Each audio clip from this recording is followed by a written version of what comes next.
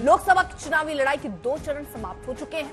5 चरण का रण अभी बाकी है और इस समर को जीतने के लिए सियासी योद्धा अपने अपने तरकश से अलग अलग तीर निकाल रहे हैं। ऐसा एक सियासी तीर निकला है आरक्षण वाला। राहुल गांधी ने अपने एक बयान में कहा कि बीजेपी अगर फिर से सत्ता में आई तो आरक्षण खत्म कर देगी। राहुल के बयान पर बीजेपी ने बयानों की बौछार कर दी।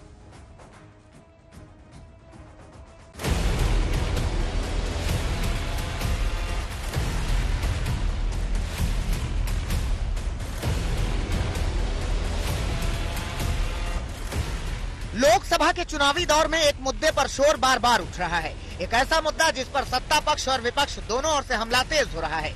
ये मुद्दा है आरक्षण, जिस पर छिड़े रण से हर कोई वोटरों को साधने की कोशिश में जुटा हुआ है। कोई आरक्षण छिन जाने का दावा कर रहा है, कोई SC, ST, OBC का हक मुस्लिमों को देने की साजिश का आरोप लगा रहा है। तीसरे चरण के चुनाव से पहले यह मुद्दा फिर सुर्खियों में है। जुबानी जंग तेज है। वजह है राहुल गांधी का बयान, जिसमें उन्होंने बीजेपी पर आरक्षण छीनने का आरोप लगाया था और दमन की रैली में राहुल गांधी ने उसी बात को दोहराया। RSS के जो चीफ है उनका बयान आता है कि हम रिजर्वेशन के खिलाफ नहीं है। अरे इन्होंने ही पहले स्टेटमेंट दिया था कि रिजर्वेशन के खिलाफ है। जो भी रिजर्वेशन के खिलाफ है सारे के सारे इनकी पार्टी में जा रहे हैं। जो भी रिजर्वेशन के कॉन्स्टिट्यूशन के खिलाफ है सारों को ये ले रहे हैं। इस बयान पर अब जवाबी हमला शुरू हो गया है।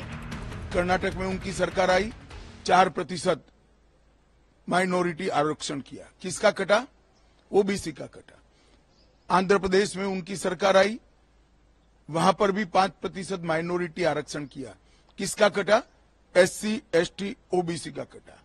और जामिया मिलिया और अलीगढ़ यूनिवर्सिटी में भी आज भी SC, ST, OBC आरक्षण से महरूम है। बीजेपी अध्यक्ष JP नड्डा ने भी खुलकर कहा कि कांग्रेस समाज में SC, ST, OBC का हक मारकर उसे मुसलमानों के खाते में डालने की कोशिश में है।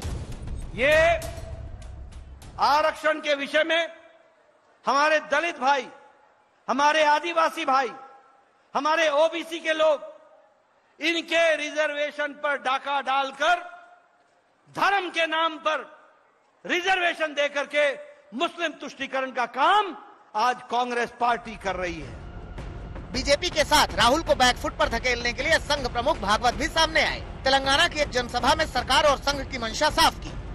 जब से आरक्षण आया है तब से संविधान सम्मत सारे आरक्षण को संघ पूर्ण समर्थन देता है और संघ ये कहता है कि आरक्षण जिनके लिए है उनको जब तक आवश्यक लगेगा या सामाजिक कारणों से दिया गया है वो भेदभाव जब तक है तब तक ये आरक्षण जारी रहना चाहिए।